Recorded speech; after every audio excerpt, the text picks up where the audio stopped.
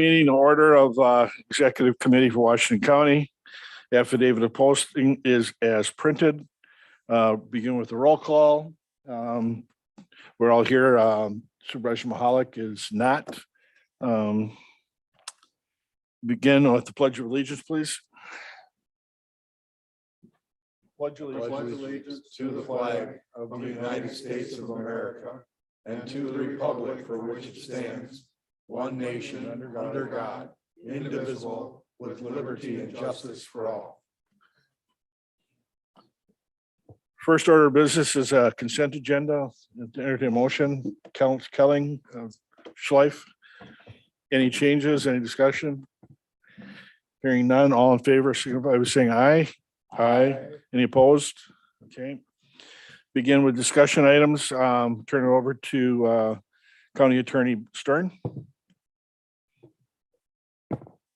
All right. Thank you, Mr. Chairman. So what I wanted to just touch base with the committee about this evening very briefly is to provide you with an update to changes that are coming to certain sections of the county code as a result of the restructuring that has just been passed by the county board. And of course, as part of the redistricting, we are going to be restructuring certain committees and committee assignments. The number of supervisors is going to be reduced from 26 to 21. And of course, that changes a lot of things within our code. We also are eliminating the administrative committee, and executive committee will be absorbing those duties. The changes that we are working on right now affect chapters 15, which is the chapter on boards, commissions, and committees, chapter 49, which is the chapter on finance and taxation, and then chapter 70, which is the chapter regarding officers and employees.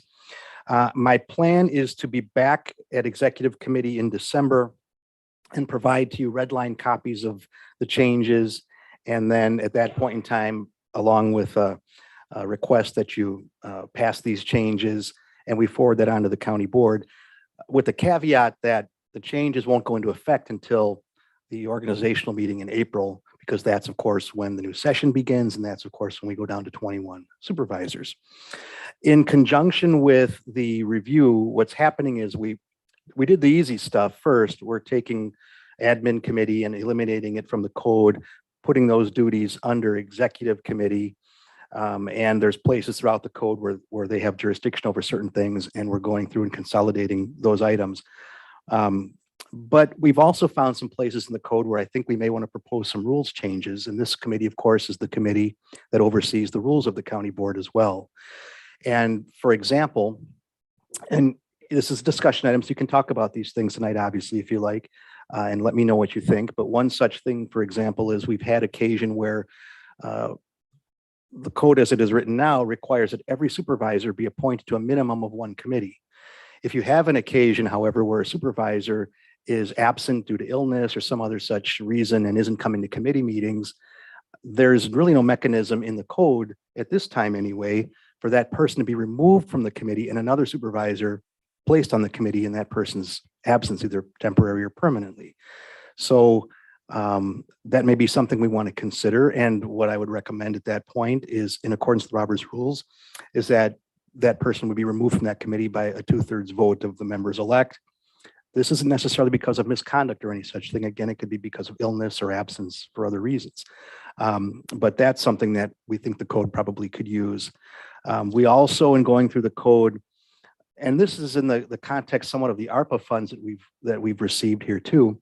And you recall you passed a resolution recently in which the county elected to receive ARPA funds. ARPA funds are treated essentially as a grant. But what happens with grant dollars is that you don't just have a pot of money that, let's say, this grant falls into. And the ARPA grant is kind of a good example of it because it's a grant that was somewhat unexpected. It's not something we planned for every year. It kind of just showed up. Well, we don't have an ARPA purse that we just pull that money out of and spend on various projects. That money has to be run through the various departments and has to be run through various programs to be spent. And so we are likely to do in the code is put a definition of when that must occur and what the process is for that and how we handle those kinds of things should they occur like that in the future, to clarify what votes are needed and when they're needed, for example, to amend our budget, because ultimately that's what we're talking about, is how do you amend our budget when unexpected dollars come in that affect the budget. So it's things like that. that I'm going to bring to you next month. But as with anything, it turns out that it wasn't just as simple as going through and crossing out the word admin committee or changing membership of a committee from 5 to 4. There's a lot more to it than that. Initially, I was hoping to bring you those changes in full tonight, but there's just a little bit more to it. I met with Josh yesterday, our county executive, to review some of the proposed changes with him. I met with the county board chair just very briefly today, and I told him I'd like to sit down with him at some point between now and the next executive committee meeting, and I'll bring you the actual changes and proposed recommendations and things like that with regard to board rules at that time. But I at least wanted to give you an update tonight to let you know where things stand. None of it, though, will take effect until the organizational meeting in April. Okay, any questions? Supervisor Schleif? Brad, we talked recently about not taking somebody off a committee, but taking someone off being vice chair of a committee for cause. Are we gonna make some tweaks in the code to allow that in the future? Now, you certainly can. And that's something I talked to the chairman about as well. What you want to consider, though, is the practical effect of a move like that. And I think you and I may have even touched on this briefly once before, and we've had discussions about board rules.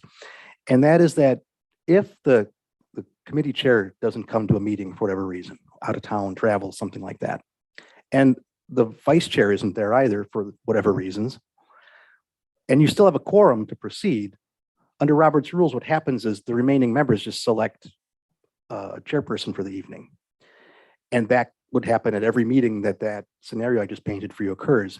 So is it really necessary to remove that person from office? Probably not, as long as you have a quorum and you can proceed, because someone's going to chair the meeting. So otherwise, what you're talking about is probably having the committee vote to have that person removed from that position, which can probably be a little ugly and a little uncomfortable or awkward. Burnt's given.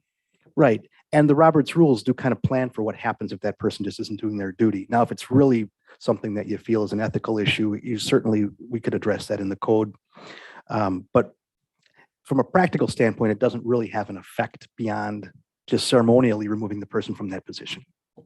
Okay, thanks.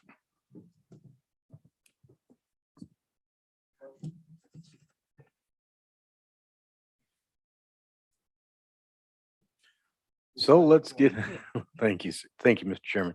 Let's get into this amended budget a little bit. So under a certain provision that we might come into some extra money, the ARPA funds being a classic example. What you're saying is you want to set a mechanism for how those monies are allocated in a current budget cycle. Right. So what would happen is, and in fact, you're going to see a resolution quite like this in December, because what we've been working on behind the scenes in terms of these ARPA dollars, and a lot of this stuff is still very fluid. Counties and municipalities, states are figuring out how this all works. We think we got a real good handle on it, though. I don't want to create the impression that we don't. We have a very good handle on how this works, how we're to use it, how we're to spend it. Those aren't the issues. What the issue is that grant, I'm going to call it a grant because that's really what it is. That grant is sort of found money that isn't necessarily accounted for throughout the budget. There are places it is that we knew it was coming, and the county executive did put things in the budget, certain dollars, okay. But there are places where it may not be. And what happens is we have to add a line item in the budget essentially to account for those dollars. So in talking to Josh today and Aaron Dahl, who's the head of our budget department, it's not that it really impacts the levy, anything like that. It's just that you have to account for it somewhere. It's like you can't just let it sit in a bucket somewhere. If you're going to use that money on a human services department program, for example, you got to put it in their budget and spend it through their budget, and you have to account for that. It's more of an accounting, a bookkeeping sort of contingency than it is anything else. And when you look at the definition of appropriation in the law, and you look at when the budget is supposed to be amended under the rules that we are governed by, every appropriation that's not accounted for in the budget must be somehow put in there, and that requires basically a budget amendment. What I referenced for December is you're going to find that we're going to bring a resolution that's going to address one such topic of the ARPA dollars and say, generically speaking, and we're going to ask for a 2/3 vote on this. that whenever dollars are spent and need to be put into the budget to be filtered through, we're going to already kind of have a standing resolution that says you can do that. So you don't need to come back every time we're going to spend something out of a program and ask for 2/3 again, or another presentation. It would be reported to the committee, obviously, but we wouldn't, and the board, but we wouldn't have to keep coming back for these votes. So that's what we're trying to accomplish, is to create a mechanism by which we can make sure that we understand how to handle those dollars when they come in that are unanticipated, and it's nice and clear and clean in the code. And I would move under that should non-allocated dollars, not specifically allocated to a particular project or department, would just come back to executive committee rather than the board as a whole. Because I feel at that point, we are all the committee chairs anyway of, representing all those departments. And I think it's easier to duke it out here when there's extra dollars allocated rather than trying to get 21 of us to duke it out and whatnot. So I would tend to lean in that direction, and I hope maybe the rest of you would support me on that. I can tell you on that point that when the ARPA dollars come in, what we intend to do, and then a chunk of them are here, is we handle them like a grant and we administer them through the county's grant policy. And so there may be times when a committee or board action isn't required for whatever reasons, and it's under a certain dollar amount or something like that, and the county exec will have the authority to go ahead and divvy out those dollars. Maybe other programs or dollars that come through that, for whatever reasons, whatever programs may require approval of the committees or the board, depending on how the policy is written. But the idea is that exactly, we want to try to give ourselves a mechanism to make sure that we know how that's going to be done. But the idea is we're going to follow our grant policy, and things that don't fall under any specific policy always fall to the executive committee. Our code is written such that executive committee is the default committee for things that aren't otherwise spelled out in the code. Okay, any other questions? Okay, thanks, Brad. Thank you. Moving on to action items, resolution, community development block grant remodeling funding. Scott's going to be handling that.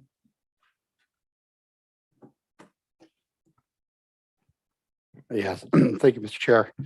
You have in your packet, maybe it's in your pocket, probably your back pocket where you keep your money, right?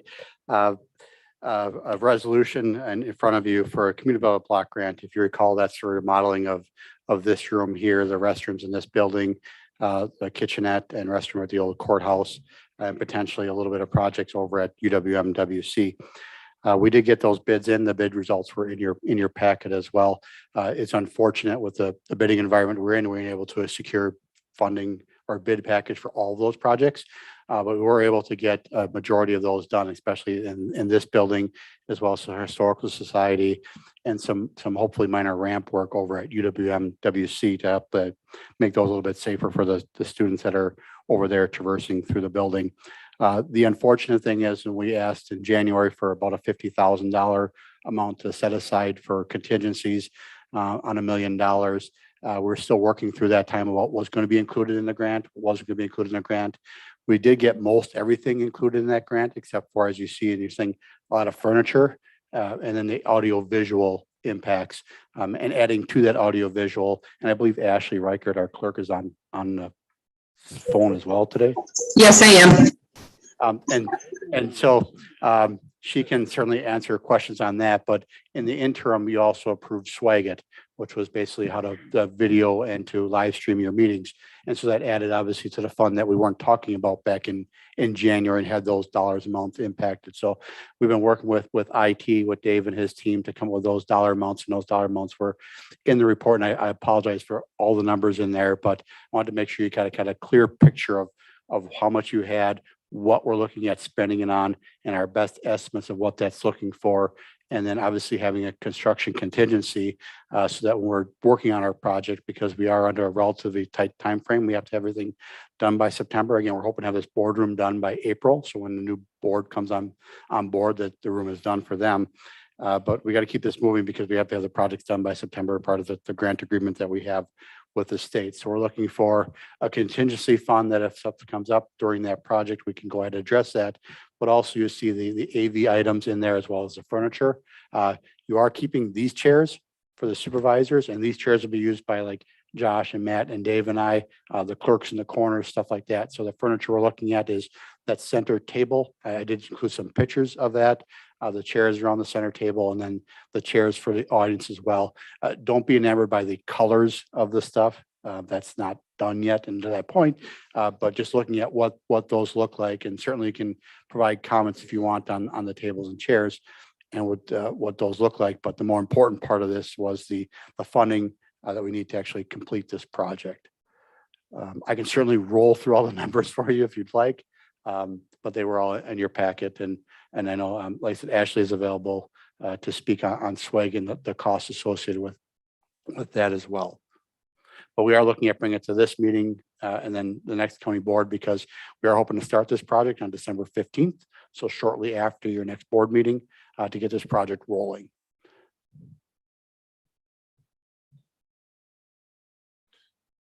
Okay, any questions? Supervisor. I just have one, Scott. The chairs around that conference table didn't have any arms. Is that just, We would include arms on those. So Okay. there was just kind of a general picture of what it would look Okay. like. that's Yes. what I was Yep, hoping. they would have arms, and then the ones that are for the audience would have legs, no wheels, and it's be stackable with arms as well. And what did it mean when it said they, no wheels, but they'd have gliders? Gliders, that's just think of like a post like this on the bottom of the chair, Oh, okay. right? Just something like Alright. that. A little piece of rubber there. There's like when they slide along the floor, they don't Mark scrape it the up. floor. Okay, So, but all right. kind of like your kitchen table chairs, probably. Okay, that's.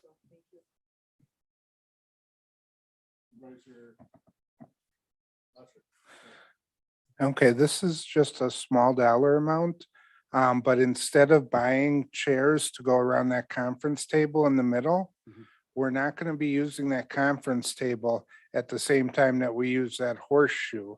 So we could just roll these chairs around.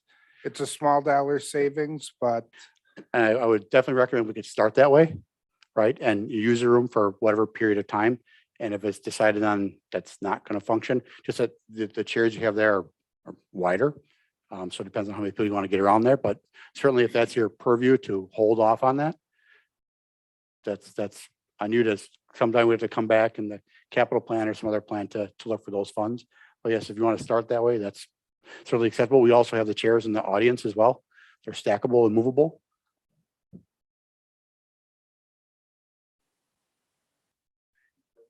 If that's a consensus, can I get I just want to.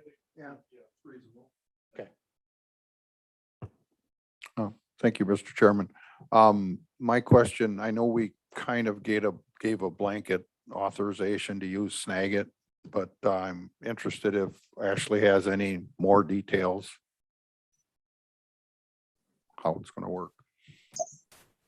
I can answer any questions that you have, Jeff, specifically. As of right now, Swagit will be a camera system that's run by the new legislative clerk that we're currently recruiting for. So the whole camera system will be run in-house. We will be indexing the meetings and everything will be live streamed. We haven't decided if it'll be to YouTube or Facebook yet. And we'll still utilize Zoom just for situations like this where I'm calling in and attending virtually, but it will allow for a more stable environment for live streaming for the public.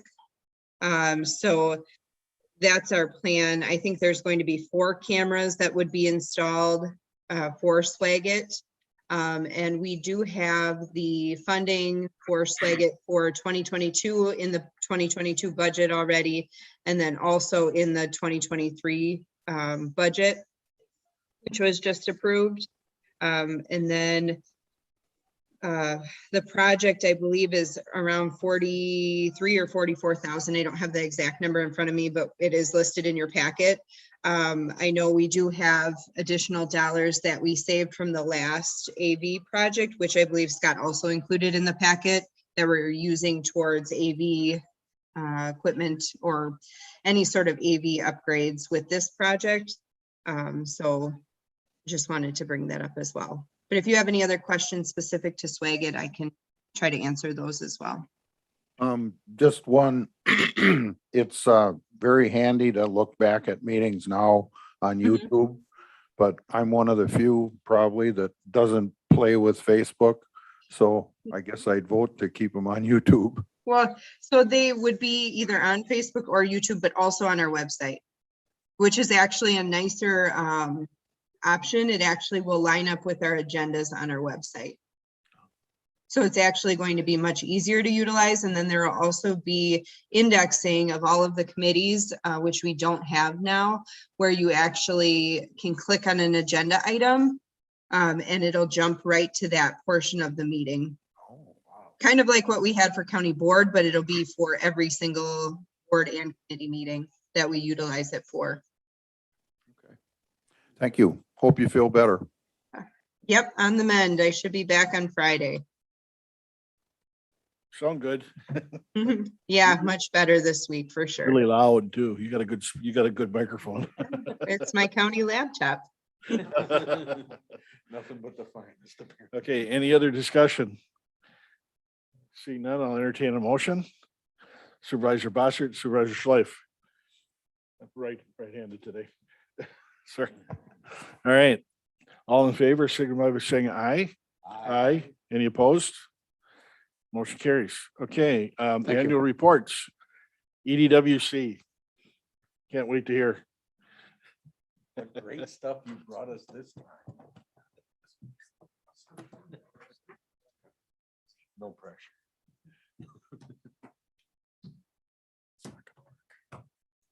Do a balancing act here.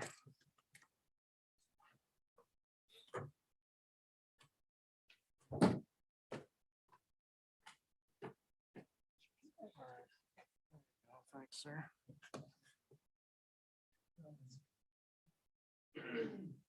Hey, it works. Nice. Every once in a while, the technology does what it's supposed to do, right?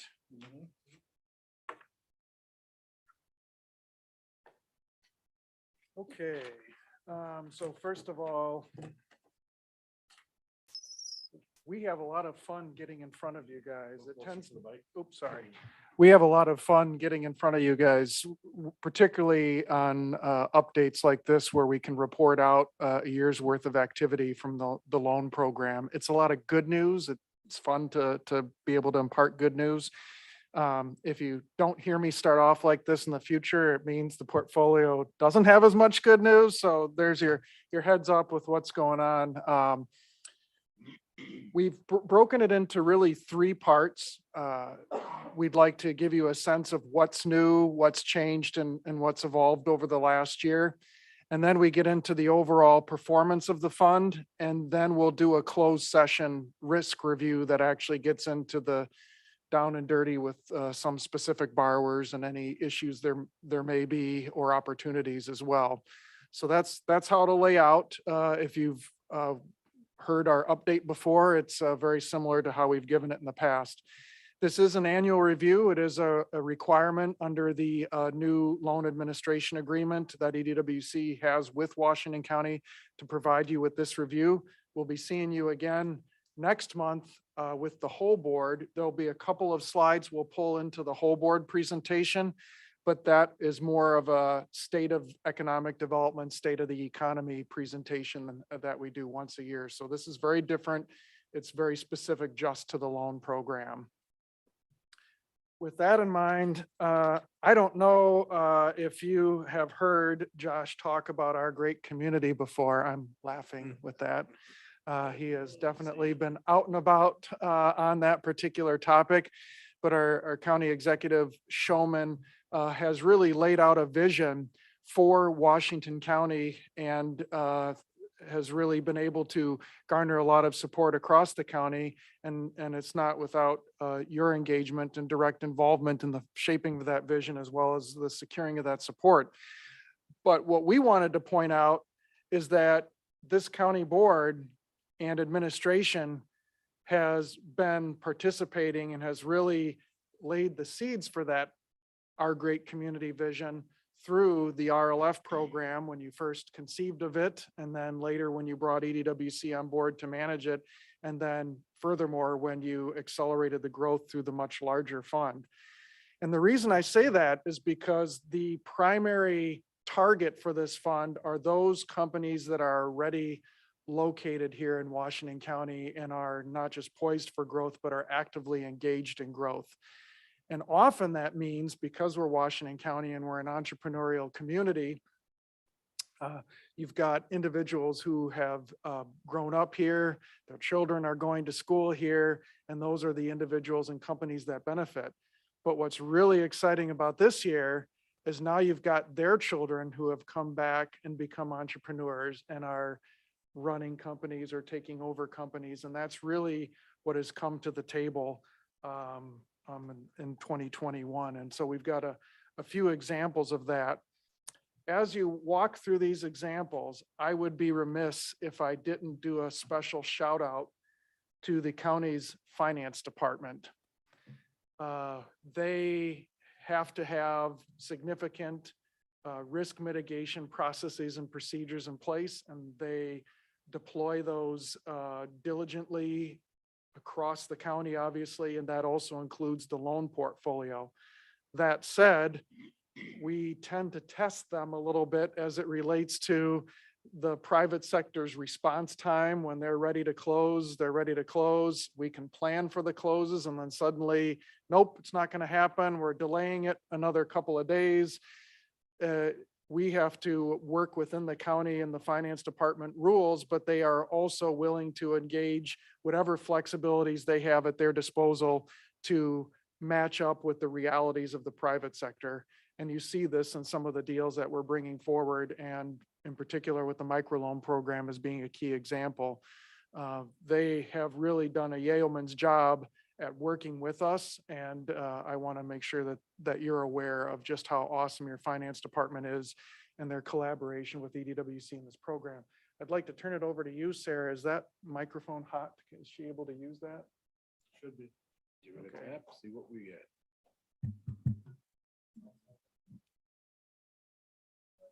No.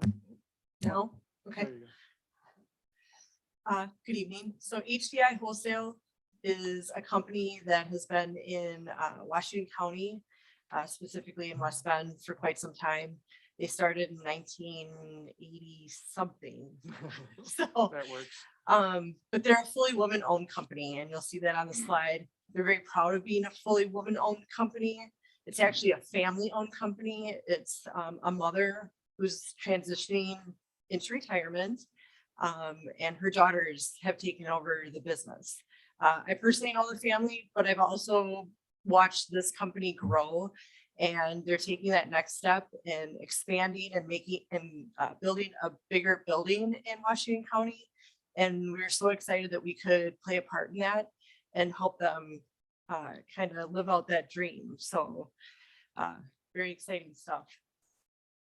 Thank you, Sarah, for sharing that. As she mentioned, she's seen this company and grown with this company. So it was kind of a special opportunity to really be a part of that. And you see the multiple generations right at play there. So when you think about our great community and the importance of bringing generations together and bringing the next generation back, here it's live manifest.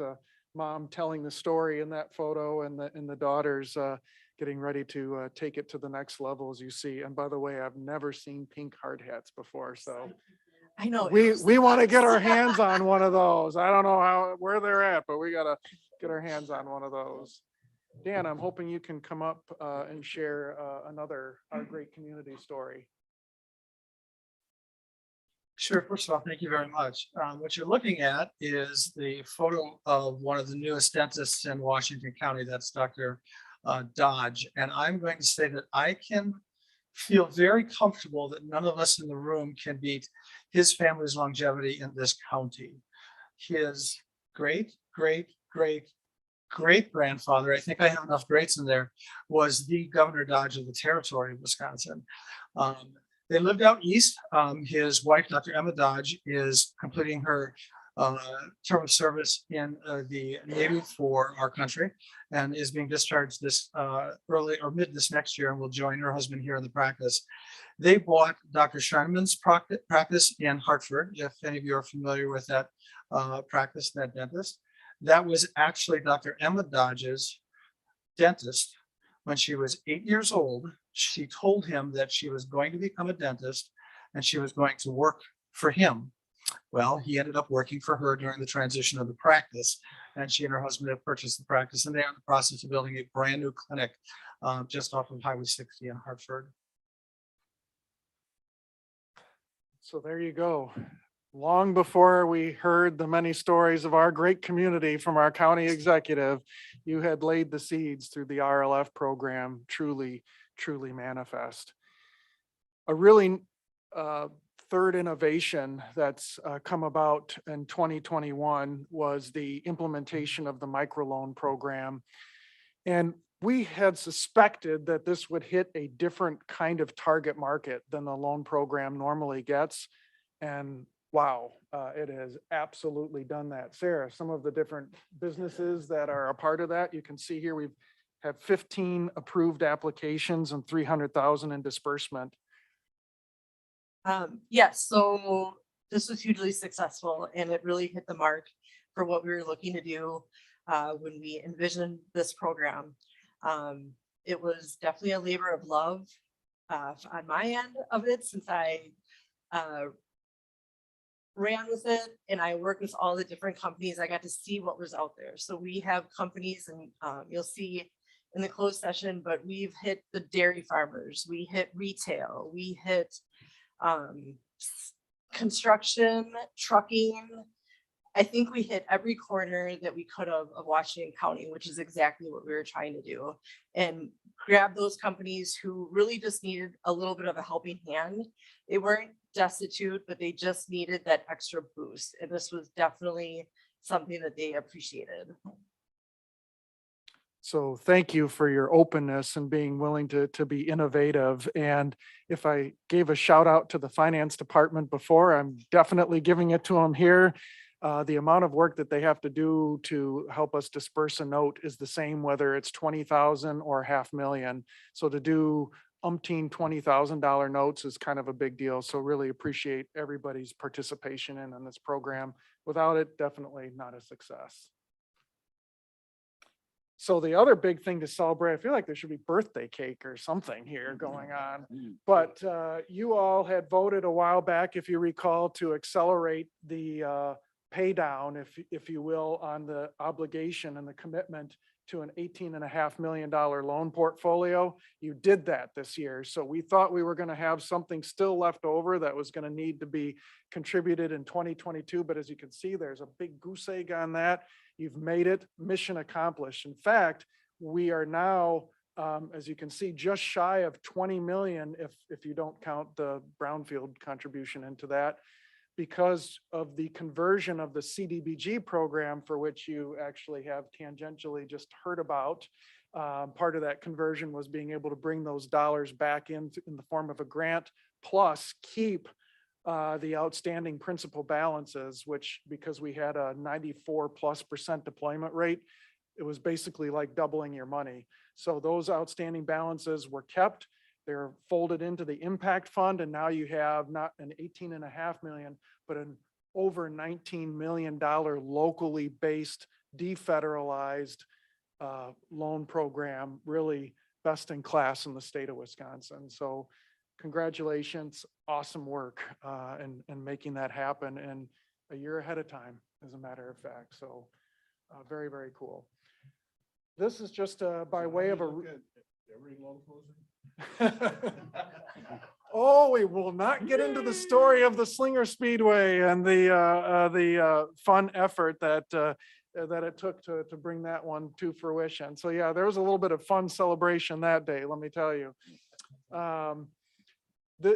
Again, local driven business and moving from one generation who'd had it for decades to the next business owner. That business owner doesn't happen to live in Washington County, but with the new housing initiative. Maybe we can pull them right on in and bring them here. But really outstanding success, even in the first year of ownership. For those that are at all familiar with racing, my sons and I actually worked a couple of events out there just for the fun of it, to get exposed and get to see the races. As part of that, we were also able to experience CBS News and their sports, CBS Sports being out there for one of that. So really became a national icon, if you will, for Washington County and his exposure. The reason we're able to have the success and the great news that you're going to see shortly in terms of the actual portfolio data is because of a defined process that we've fine-tuned over the many years of running the program. For those who may be familiar with lending, if you are, nothing super special here, with the exception of who we have involved and how we do it. And Pat will speak shortly to the approach that we take between advocacy and underwriting, but we have very distinctive phases and individuals with expertise and experience in each of those phases engaging that.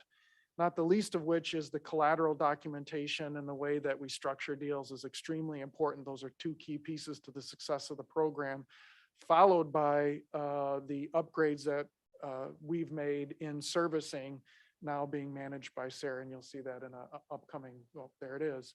So the various specialties, Dan and I are primarily working the application side of it, meaning bringing in new opportunities and structuring the deals. We then turn that over to the leadership of Pat from the underwriting, who takes a very separate look at it, and he'll talk about that shortly. And then it comes back to me. If you know anything about me, I'm a green, no surprise there, detail-oriented person. You want that type of an individual to do the closing.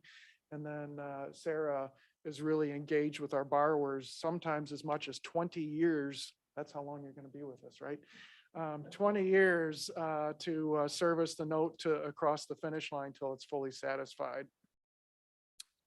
In a second and in closed session, you'll hear that when we talk about all the different departments that are involved, it can even involve your county's legal department. We have our own legal that actually manages the closings themselves and the closing docs. But when we start to get creative and require intergovernmental agreements, if we're involving TIF and some of those other things, then we do turn to your county's legal department to obviously represent Washington County in some of that unique space. And there's opportunities in that regard that are coming up here. I'm going to turn it over now to Pat to speak to the RLF committee itself and some of the underwriting pieces of this. Thank you. And if you want, I can just click, or you Yeah, can you have can the click. clicker. All right. Sure. First of all, I was surprised. I've seen a slide. I think it's coming up. This was the 15th time I may have been before this group. And there's a reason I don't have gray hair, and it's because the staff does one heck of a job screening deals before they even make it into the committee. The other reason I don't have too much gray hair is because these fundamental points that you see up on the slide have held the test of time. In particular, there's a couple of them that really play out well. One is we don't talk about who's on the committee in terms of members. The reason, we just don't want people approaching them and, shall we say, influencing them. So you'll be hard pressed to ever figure out who sits on the committee except for myself and maybe one other individual. In terms of other things, the other matters is that we really tie down the committee members in confidentiality and conflict of interest agreements. If you've got a conflict of interest, you can rest assured two things. One is the committee members are based on high quality, very ethical people, and they're going to call out their own conflicts if and when they exist. If in fact we ever run into a situation, which we haven't, I will guarantee you that I will call out conflicts.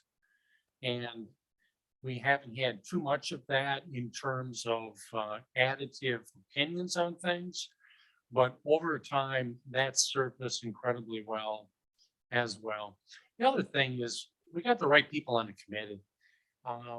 It's great to be around a bunch of bankers who know how to structure things, who've been down the road, who actually have expertise with some of the clients that come before us and understand them and maybe provide a little nuance that we weren't actually able to get out of the underwriting or the screening process. So we have a lot of significant deal experience in it as well too. But more than anything else, the success and the pride that I know this whole group takes is because this county's really leading the way about doing the right thing for businesses. And there's no greater joy I think the team gets than to be in front of a customer that's just grateful that we're helping them in their next step of evolution. So in essence, that's what the committee's all about. This matrix was put together by Christian a long time ago, and it's held up as well. It lays out each of the responsibilities of the three key parties, the county, EDWC as an organization, and its right-hand group, the RLF Committee. And we made certain when we established this that there weren't any conflicts amongst them, and there was a clear identification of who's responsible for what. That has helped us immensely. You'll see that the county is basically the fiduciary manager. They keep track of the money. They report on it back in the committee format, and they invest the funds that are idle, or and they provide some form of guidance on the legal side that Christian mentioned as well. Those functions are key to the success of the organization. EDWC does a vast array of things in the middle, then the committee handles some of the tough stuff, and then some of the stuff behind the scenes about whether we put the right structure in place and so forth. So those are everything broken out by responsibility. You let me know when you want me to stop, or I'll just keep going.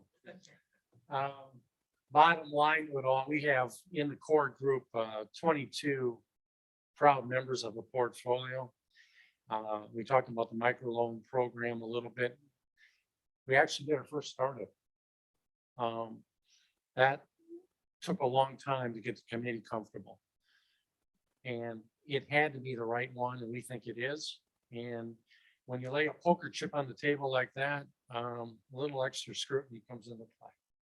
So that worked out well, and we have a developer deal as well too.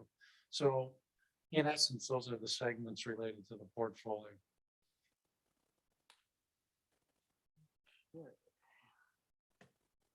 Your call. All right, I'll run with a little bit of this here. Don't go far. So as of October 31st, this is the basic 50,000 foot view of the portfolio as a whole.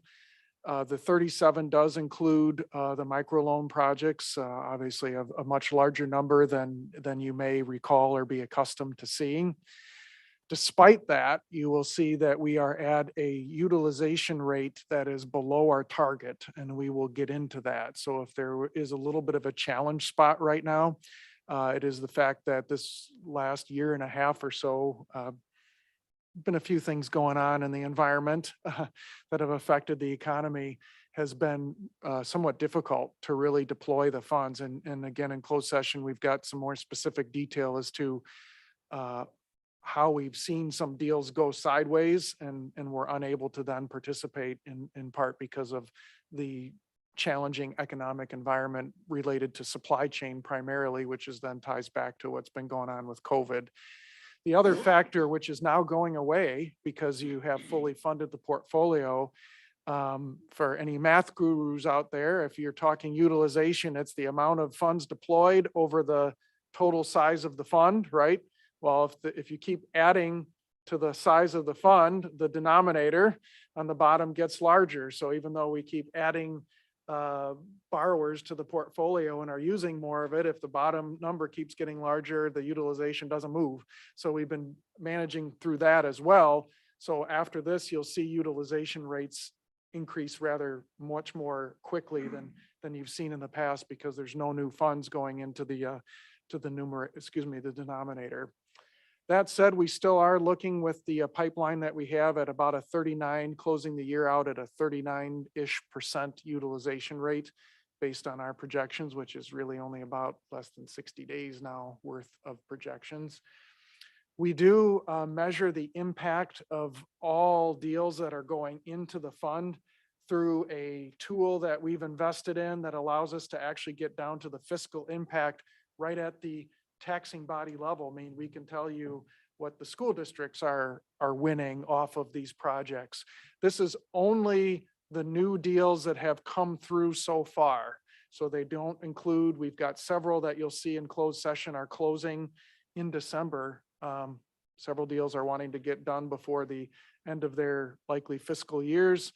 So this is just a small snapshot of what's already been achieved so far, and yet still significant numbers. And when we say net new sales taxes, we mean net. It's the subtraction of various expenses related to that, and the same with the net public fiscal benefit. That's net. That's subtracting out any new costs that are occurring due to these development projects. And the big number that when we think about our great community, just shy of $1 million in new annual payroll. That's new annual payroll that's being added over and over and over again. So a big deal. Just a few projects can make a difference.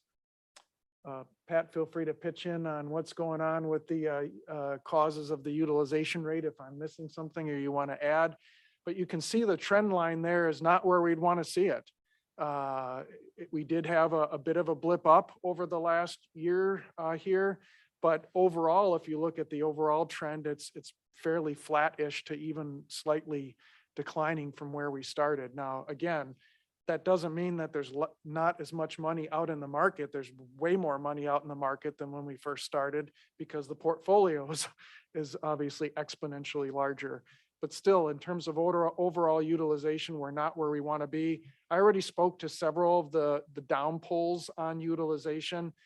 The interest rate environment has not been conducive to interest rate being an incentive because interest rates are already super low. So even our rates are right in par with what the market has got going on. So that it's where we become an incentive is that we slide in subordinate to lead lenders, meaning we can be counted as equity in the deal, which is kind of neat.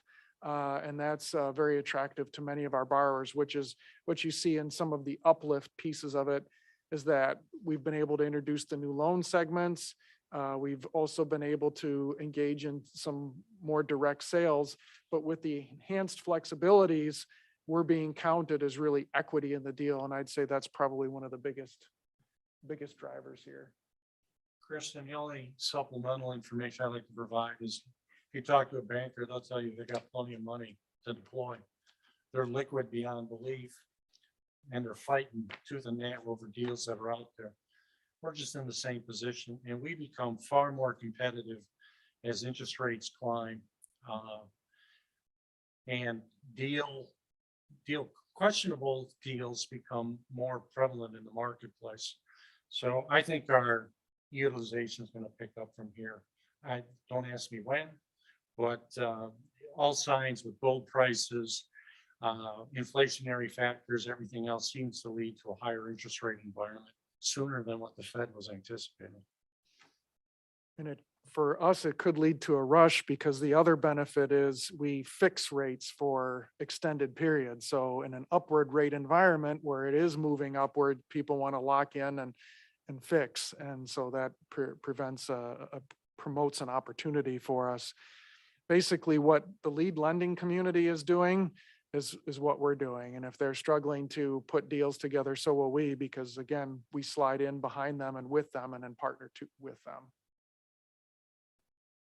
And this is just a refresh, if you will, on where RLFs fit in the incentive world. And it's really most to least vested from the public perspective. And by that, we mean, if you think about it, number 11, when a grant goes out the door, it's gone. You're pretty vested. You've contributed direct money to that project. On the other hand, at number 1, sometimes there's no need for public engagement whatsoever, and the private sector takes care of it. So those are the two bookends, and revolving loan funds rest roughly in the middle. On the rest, you might as well just stay up there. Yeah, I was gonna say, it's exercise, I guess. The underwriting, what we do is we base it on a 1 to 5 scoring mechanism, with 5 being of high risk and 1 obviously being of like a slam dunk, a publicly traded company. It's got access to capital on the secondary markets, things like that. So we looked at a whole slew of factors, and the ones that are tough to get your finger on, that you rely on expertise that sits inside the committee, is what's the management team like? Are they capable of pulling off this endeavor? Have they had experience at it? What has been their history? Those are things that we try to peel away in the credit evaluation. A lot of times we use the expertise of our members to grab with it. The rest of it is just analytical analysis that I have the pleasure of putting together. And it tells a story, but not all of the story. So one of the things that the underwriting this go around, and we'll get into this a little bit later, was enhanced by with some of the federal programs, the PPP forgiveness programs 1 and 2, the employee retention credit. There's a lot of liquidity that came into companies that were on the balance sheet. Now we have to strip it away and see, are they going to sustain this without this type of funding? So those are some of the factors that come into play when we do the underwriting. So this is a slide to keep handy or keep in mind, because while in open session, we will show the overall aggregate health of the portfolio and any risk elements within the portfolio. In closed session, we're able to show you where the risk scoring falls by borrower. So worth kind of noting as you go forward. In terms of deal structuring, we've had over the last year, including this year, we had a challenging deal that we engaged outside counsel for, Von Briesen, which Washington County is very familiar with and has worked with Von Briesen in the past, in some challenging, for a couple of challenging borrower situations, in particular one. And time again, we discover that, and you'll see in a second here, that we have had no principal loss in 2021. We continue that trend. And the reason we're able to continue that trend, one of the reasons, if not the most significant reason, is how we structure the deal. And these are the various components that we leverage to structure a deal and put it together so that we are optimally positioned within the capital stack, meaning within the project funding, to be able to, in the event, unlikely event of some stress or unanticipated situation, when we actually consummated the deal came about, we would have some level of protection. So the structure is a key piece of it, and why you see we've been able to successfully navigate some really tough situations. The other piece, candidly, is on the public sector side of things, you can see really the culture of Washington County come through. Even when a company is stressed, they're going to take it on the chin before they put that onto a neighbor. And when they receive participation from an incentive loan like the Washington County RLF loan program, this will be the last place they go to generate harm unintentionally, or to have harm be caused unintentionally. So that very nature of the culture of our county to not harm your neighbor is something that you see play out here as well. And this is the stat. You may recall back in 2019, there was a payment-oriented default, has not occurred, knock on wood. This is real wood, in 2021 so far, and it didn't occur in 2020. You can see the biggest number in the middle is critical. We have not had any write-offs since management, and since we've been taken over management in 2005 of your portfolio. Again, some of that is skill, and we will fully admit some of it is luck too. Just you would expect when we are in subordinate positions that there would be principal loss. There will come a day where we'll come and we'll say, yep, we've had some this year, but we can say in 2021, that's definitely not the case. Special thanks to Sarah. We're at 91% compliance. Again, if you've got a lender, ever talked within the lender community, to have 91% of your borrowers in full compliance with any and all obligations they have under the loan agreements is really kind of a big deal. And we'll get into the risk score a little bit more later, but it has dropped. If you were saving this presentation from last year, the overall average risk within the portfolio has gone down. So Pat just provided a couple of reasons why the score is showing better, and we have 0% of the portfolio in that red area, the concern balance. There is no percent of the portfolio that is in concern right now. So this is about as good as it gets and is likely to get in running a loan program like this. Pat, if you wouldn't mind speaking to loss reserve update. And I'll tee it up as Pat is doing his exercises, walking to the microphone again, by saying that, just to refresh your memory, this is a loss reserve that EDWC carries on its books. So this is not something that you're carrying. We carry this on our books and set aside this reserve because we have a obligation as part of the loan management agreement in the event of a loss to provide funds back to the county to help recoup some of that loss. And there's a minimum requirement that we have, and then the loan committee can decide to recoup that loss back to the portfolio at a larger amount at their discretion. And so we do have that requirement, and we've gotten increasingly sophisticated in getting to calculating an appropriate loss number. I think our auditors appreciate that. We're required to put this analysis in front of the auditing firm for EDWC. Trying to make the argument we've had 0 write-offs, therefore there should be 0 reserve doesn't work.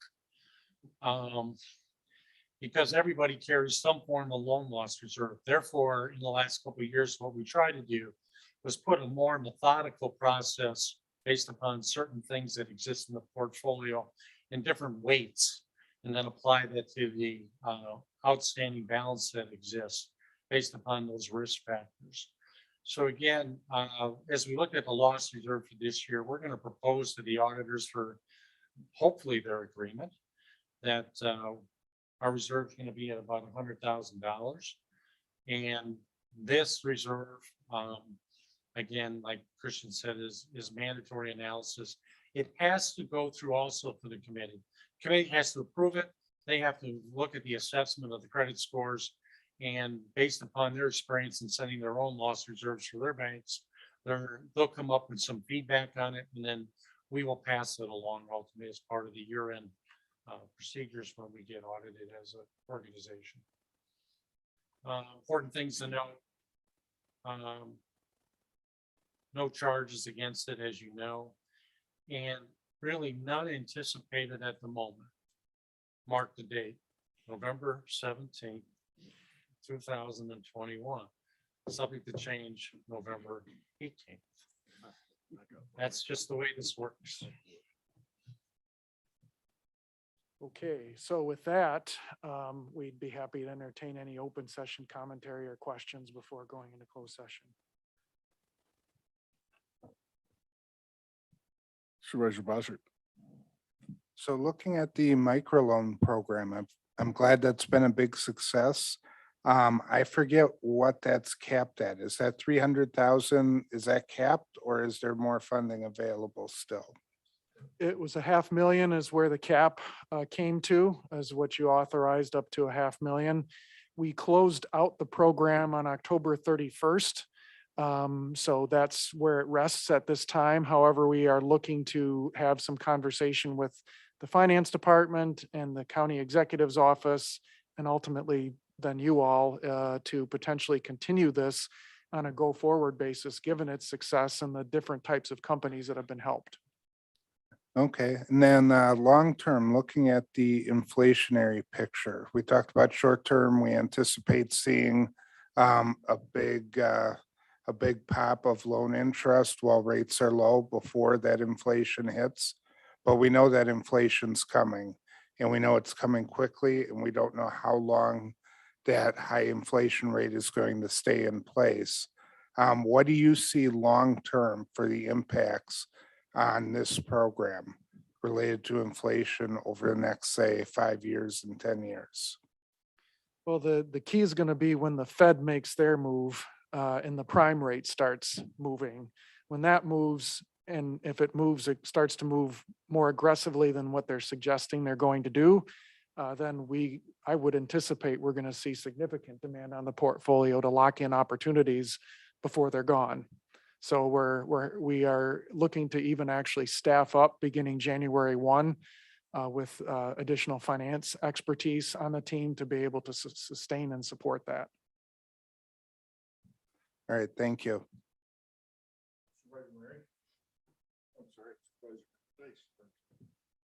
Well, that was a great report, Christian. In fact, I expected confetti to start falling from the ceiling. It was so Birthday good. cake. I like cheesecake, just saying. As far as your report, though, my scoring key on your report would be far less than 2.5. I don't know what the lowest you can go is, but that's what I would give you. Every time that you do appear before us, I enjoy listening to your report. I remember when you first came here and was excited the first time I ever heard you speak. So I knew you had a long-term commitment to this community, and everything you've done is greatly appreciated. So thank you. You're very welcome. Thank you.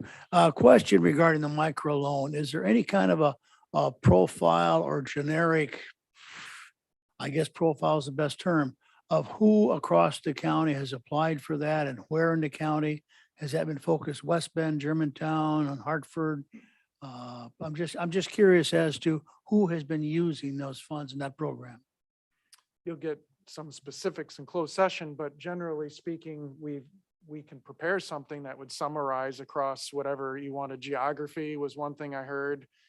Industry is another thing I heard. Are there other variables you would like us to break out? Yes, I'm just curious as to who has been using it in terms of, and again, we don't need you to get into the names of organization or anything like that, but what types of industries?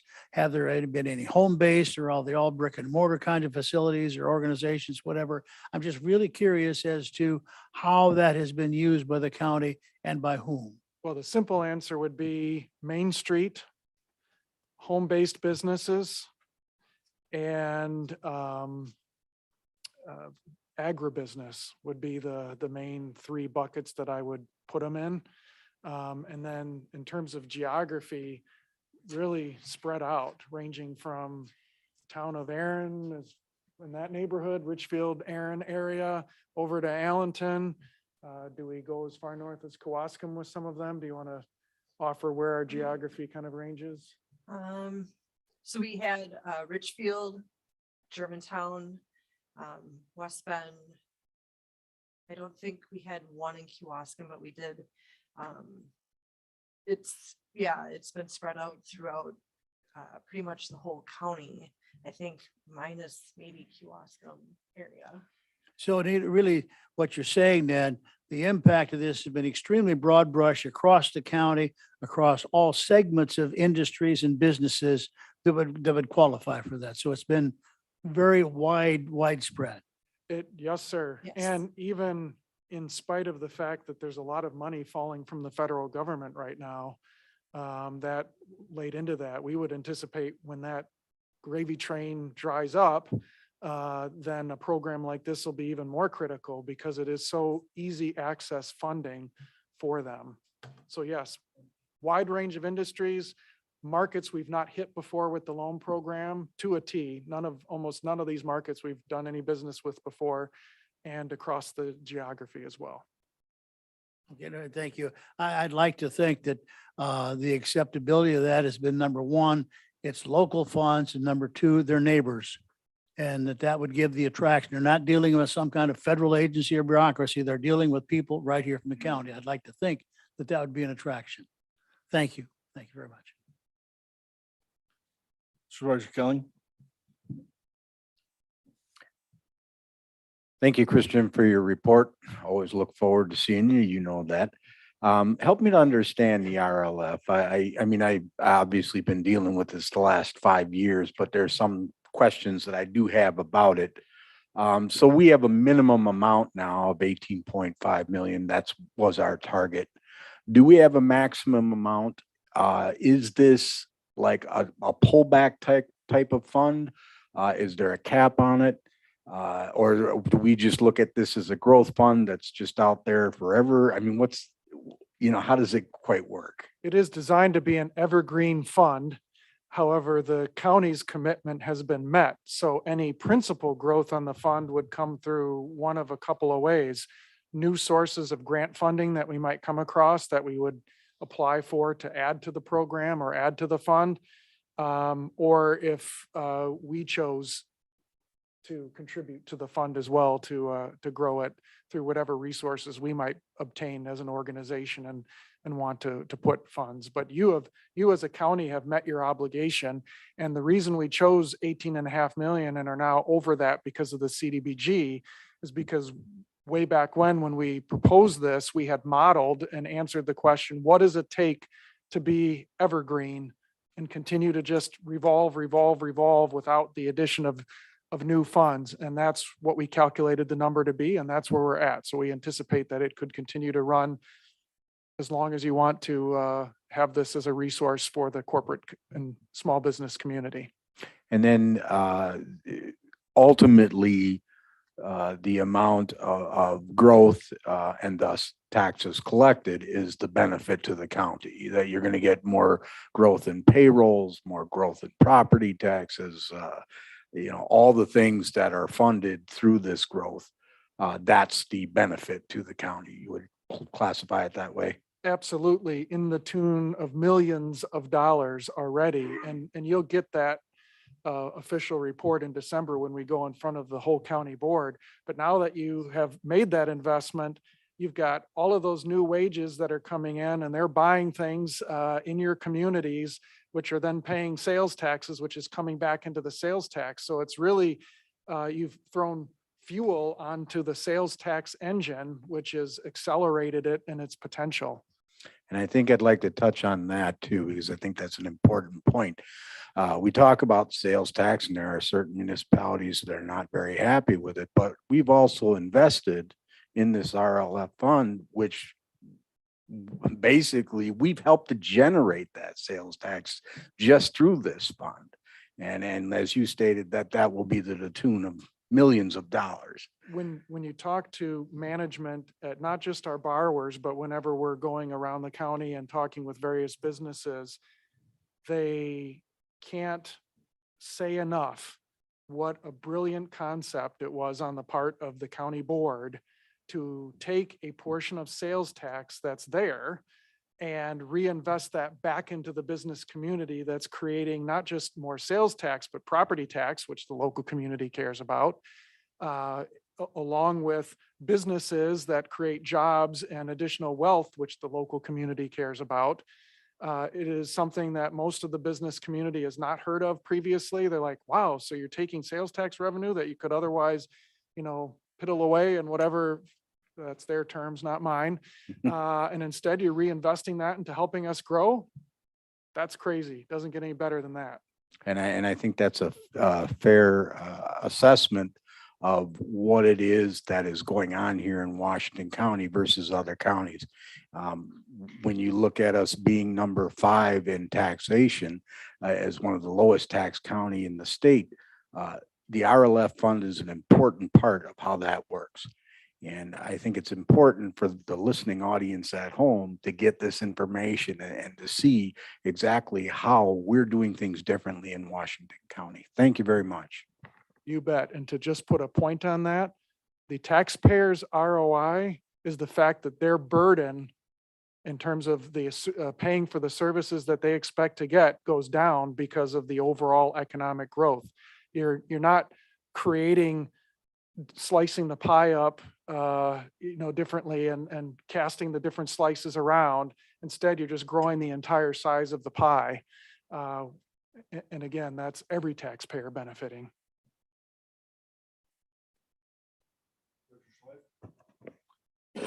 Thank you, Mr. Chairman.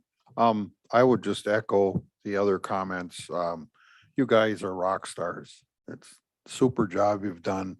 This is always uplifting to hear the success. And thanks to all of you and the faceless RLF committee. So good job. We will pass that on. You're very welcome. Yeah, you've assembled a great team. I don't think we could have imagined how well this has worked and how much economic growth that is prompted. And talking about innovation and some of the innovative work that we do here. I mean, with our leader as county executive, with our county board, looking forward, always looking forward. And, you know, doing things like this and working collaboratively with everybody that we can work with. And, you know, snagging you guys to do this for EDWC is just awesome. So, thank you. So, hearing, see no other questions, I will entertain, well, before, next meeting date, Wednesday, December 15th, 2021, 4:30 PM. I'll entertain